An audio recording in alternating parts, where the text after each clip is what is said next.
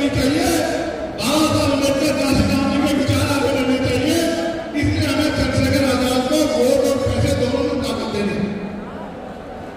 कई जगह से पैसे आए, नोट जब हाथ में पकड़ा तो मेरी आंखों से आंसुओं का सैलाब आ गया।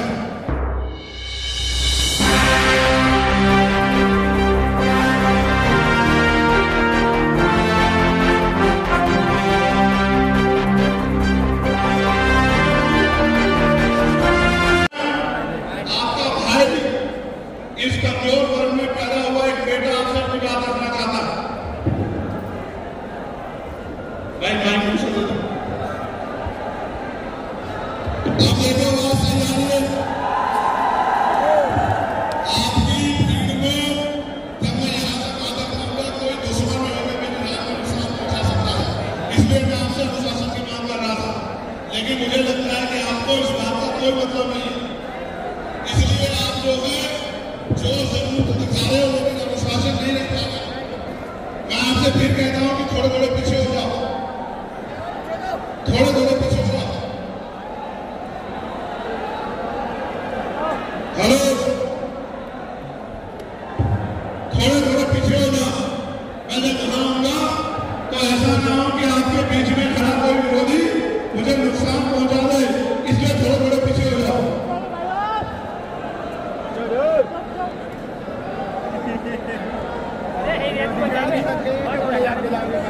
सम्मानित साथियों, आप लोग जानते हो कि मैं किसी धरना सेट का बेटा नहीं हूं। आज इस मंच पर वो सब लोग उपस्थित हैं जिन्होंने अपने खून से भीम आर्मी को सींचा और भीम आर्मी के मजबूत होने के बाद आज वो सब लोग भी उपस्थित हैं जिन्होंने आजाद समाज पार्टी को अपने बच्चों के हिस्से का पैसा काट के एक रुपया जमा करा के और इस आंदोलन को सींचने का काम किया। आज इस मंच पे इधर सामने वो लोग उपस्थित हैं जो किसी बात के लिए नहीं बस समाज की सेवा को करने के लिए मैदान में उतरे हैं। काशीराम साहब कहते थे जब आप समाज को समझाने निकलोगे तो समाज के बहुत सारे लोग आप पे आरोप भी लगाएंगे, आपकी आलोचना भी करेंगे, आप पे सवाल भी खड़े करेंगे। ये वो लोग हैं जो खुद को काम करते नहीं, अगर कोई काम करना चाहता है तो उसको रोकने के लिए टांग खींचने का काम करते हैं। आप बताओ, अगर आज मेंबर ऑफ पार्लियामेंट के तौर पे आजाद समाज पार्टी का आदमी सदन में नहीं होता तो क्या सदन में कोई आपकी बात को उठाता? क्या सदन में कोई आपकी हितों की आवाज उठाता? आज आपकी हैसियत भारतीय राजनीति में मजबूत है।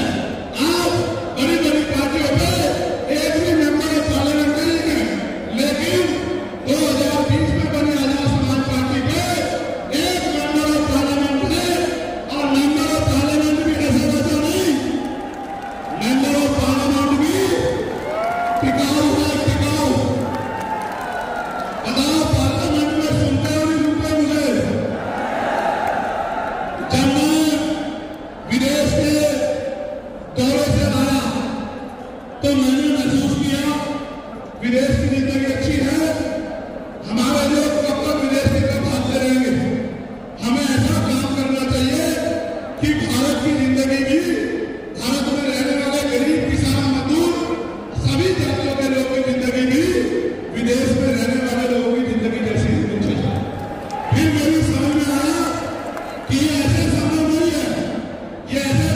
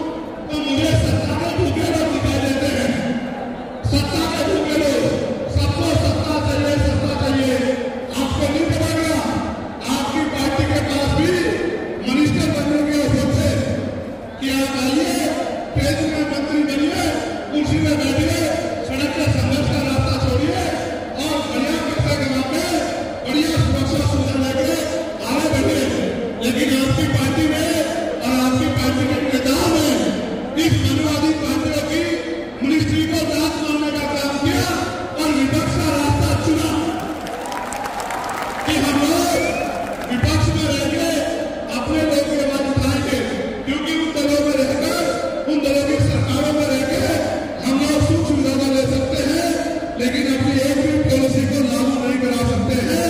इसलिए उन पार्टियों से, उन विचारधारा के लोगों से ना आज ना जिंदगी में हमारा कोई समझौता होगा।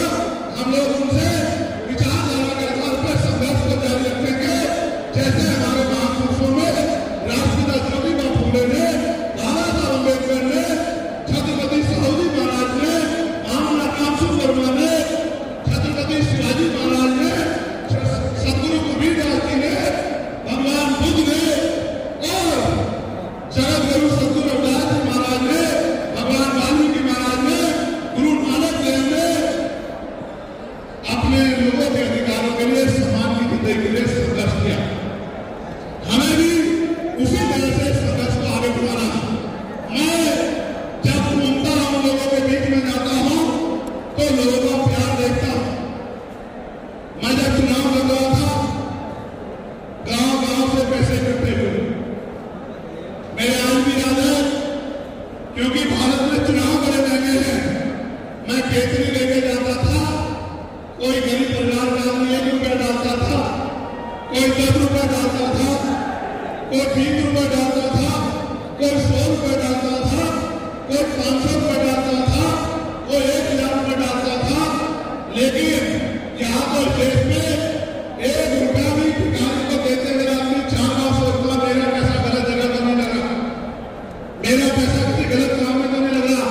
लेकिन उन्होंने अपनी मेहनत की कमाई का 2-2, 4-4, 10-10, 20-20, 100-100, 1000-1000 रुपया देते हुए उनके दिल में क्या इच्छा रही होगी कि भाई ये मूवमेंट करनी चाहिए, ये मूवमेंट आगे बढ़नी चाहिए, बाबा साहब अम्बेडकर, काशीराम जी के विचार आगे बढ़ने चाहिए।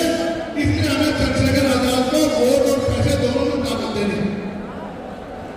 कई जगह से पैसे आए, नोट जब हाथ में पकड़ा तो मेरी आंखों से आंसुओं का सैलाब आ गया। नोट की बोतलें देख के लगता था कि कई मजदूरों के हाथ से नोट निकल गया है। मैंने कुछ नोट तो उठाकर भी रखे हैं, कुछ नोट अपने पास, जब तक मैं जीऊंगा वो नोट मेरे पास ही रहेंगे। वो नोट नहीं मेरे लिए, तो उन गरीबों का आशीर्वाद है मेरे सर पे, जिन्होंने हम लोगों में पैसा दिया।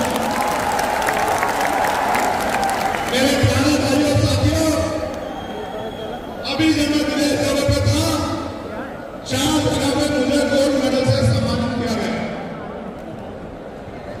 मैंने उनकी भावनाओं का ध्यान रखते हुए वो गोल्ड मेडल तो ले लिए, लेकिन आपको याद होगा, मैंने हाथरस की घटना के बाद, हमारे दिल्ली के लीडर सब लोग जानते हैं, ये संकल्प लिया था कि जब तक देश में हमारा राजकाज नहीं आएगा, बहुजन समाज के लोग इज्जत की जिंदगी नहीं हासिल कर लेंगे, तब तक मैं किसी भी तरह की माला नहीं पहनूंगा, चाहे नोटों की हो, चाहे फूलों की हो, चाहे कागजों की हो, कैसी भी माला हो।